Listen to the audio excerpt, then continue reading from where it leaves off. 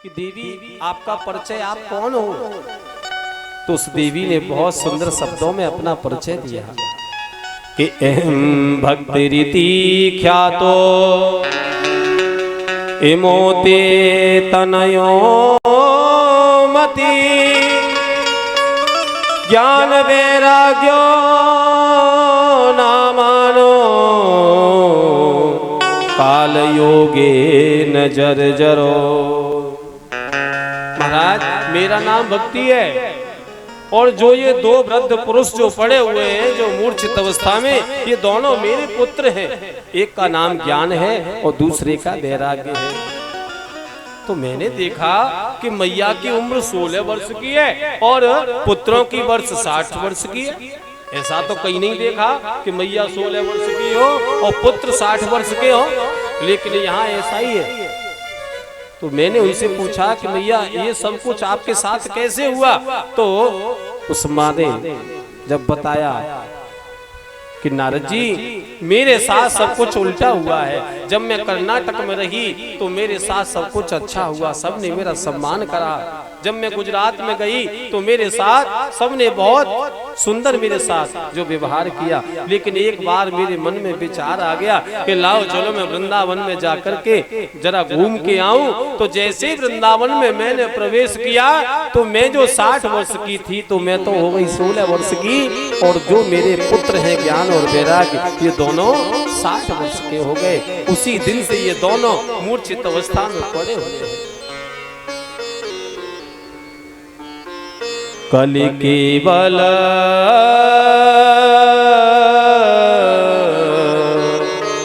मल मूल मलिना। इस कलिकाल में सब कुछ उल्टा ही होता है। देखिए पाप भी मन से, जो हम जो पाप की अगर कोई बात अगर मन में आती है, कोई ऐसा भाव बनता है तो मन से सोचने से पाप लगता ही नहीं है। लेकिन मन से अगर आपने अगर कोई अच्छा कार्य सोच लिया तो उसका फल आपको अवश्य मिलेगा।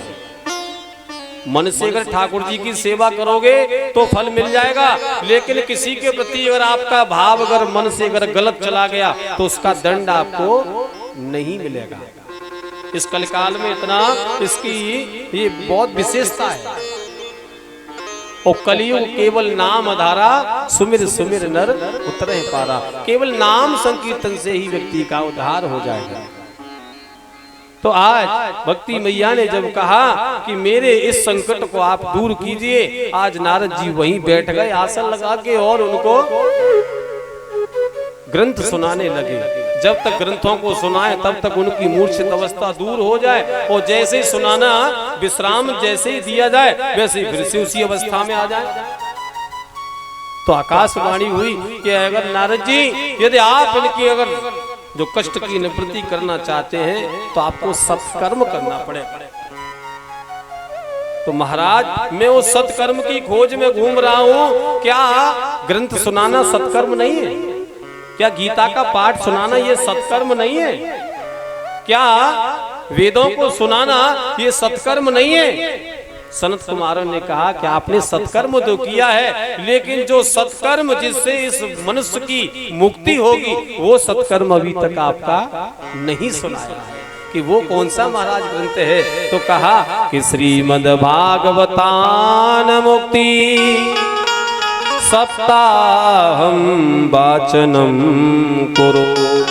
नारद जी यदि आप उनके कष्ट की निवृत्ति चाहते हो तो आपको श्रीमद् भागवत कथा सप्ताह ज्ञान यज्ञ भक्ति ज्ञान वैराग्य तीनों को सुनाइए, उनके कष्ट की निवृत्ति हो जाएगी।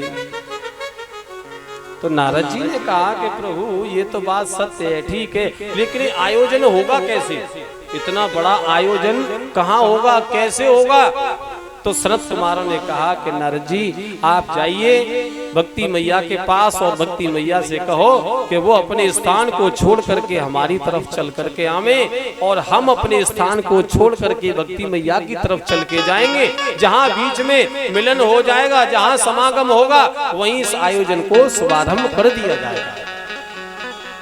तो बद्रीनाथ धाम से ठीक हरिद्वार की दूरी और वृंदावन धाम से हरिद्वार की दूरी जो हरि का द्वार है वो बीच स्थान में पड़ता है, बीच में।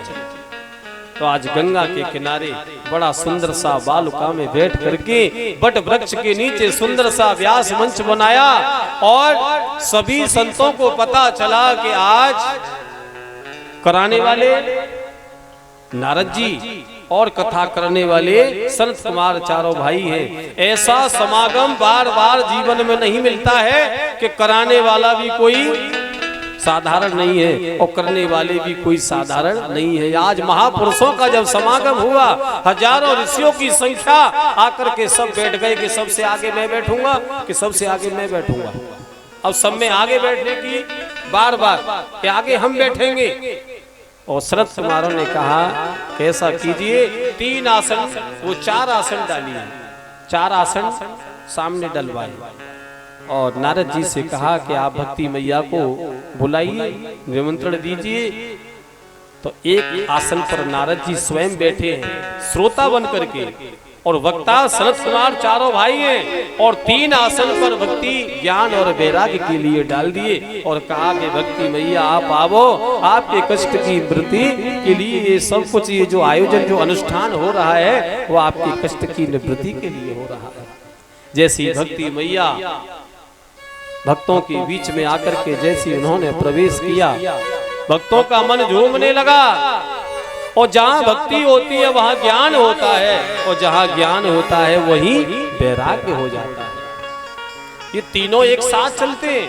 जहाँ भक्ति नहीं होगी वहाँ ज्ञान भी नहीं होगा और जहाँ ज्ञान नहीं होगा तब तक वैराग्य आपको हो नहीं सकता है।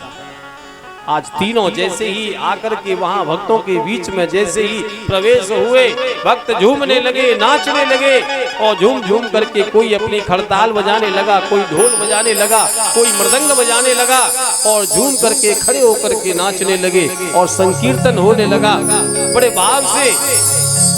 श्री कृष्ण गोविंद हरे मुरारी, हे नाथ नारायण वासुदेवा, हे नाथ नारायण वासुदेवा,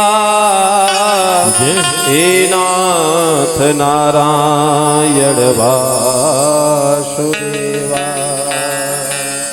आज सभी भक्त झूम झूम करके नाचने लगे।